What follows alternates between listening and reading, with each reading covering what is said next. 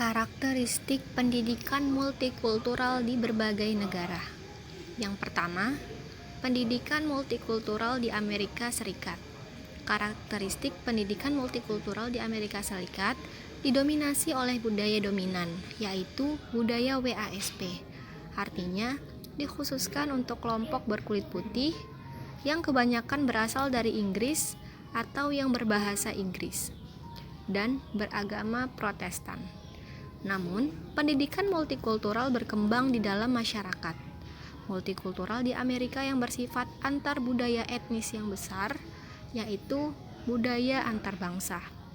Di Amerika Serikat, ada upaya untuk mengubah pendidikan multikultural dari yang bersifat asimilasi berupa penambahan materi multikultural menuju ke arah yang lebih radikal berupa aksi sosial.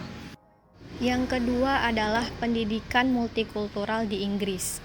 Pendidikan multikultural di Inggris terkait dengan perkembangan resolusi industri pada tahun 1650-an. Pada awalnya, Inggris terkenal sebagai masyarakat yang monokultur dan baru sesudah Perang Dunia Kedua menjadi multikultural. Di Inggris, ada perbedaan pandangan neoliberalisme dan neokonservatisme dalam memandang pendidikan multikultural.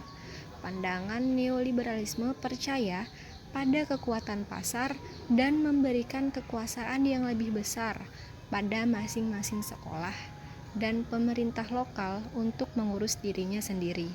Sedangkan paham konservatisme lebih memberi kekuasaan yang besar pada kontrol pusat yang berdampak dipertahankannya kurikulum yang terpusat dan pendidikan agama yang Kristiani.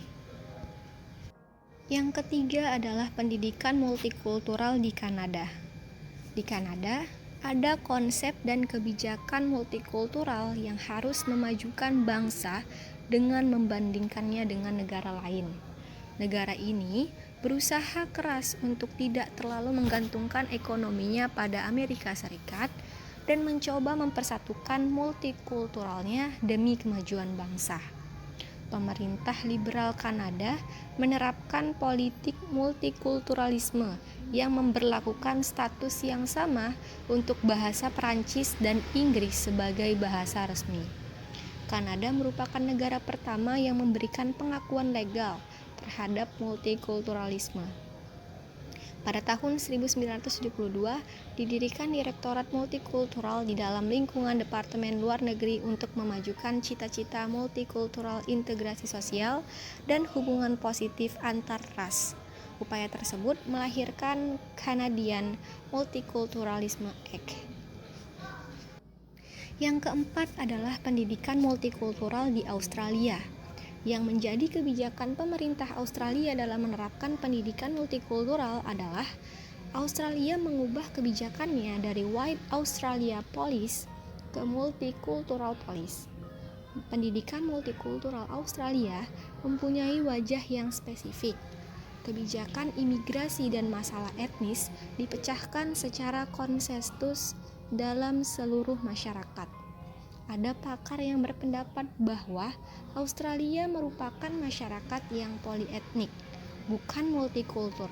Dalam arti, Australia lebih bercorak Anglo-Saxon yang menerima kebinekaan selama tidak mengganggu atau mengubah gaya hidup masyarakat Anglo-Saxon tersebut. Kemudian kita akan membahas pendidikan multikultural di beberapa negara di Asia. Yang pertama, kita akan membahas Cina. Cina menerapkan kebijakan khusus untuk melindungi kaum minoritas karena tidak bisa mengelak dari praktek multikultural di negeri Cina. Yang kedua adalah Malaysia. Malaysia adalah negara yang multietnik, telah mengadopsi kebijakan asimilasi melalui kebijakan Bumiputra Policy. Ada pembagian fasilitas kepada kaum Bumiputra sejak perkembangan ekonomi internasional berubah makin cepat. Lahir kecenderungan baru ke arah pluralisme budaya. Yang ketiga adalah Jepang. Jepang telah berubah dari masyarakat multietnik menjadi multikultural. Awalnya, Jepang terdiri dari ras penduduk yang homogen, tetapi kemudian berubah karena banyak pekerja masuk dari luar negeri. Saya Mutiara Nabila Nasution dengan NIM 19000167, mahasiswi Prodi Pendidikan Sosiologi kelas 3A dengan dosen pengampu Profesor Dr. Haji Bunyamin MPD MA dan Bapak Supriyono SPD MPD, Universitas Pendidikan Indonesia.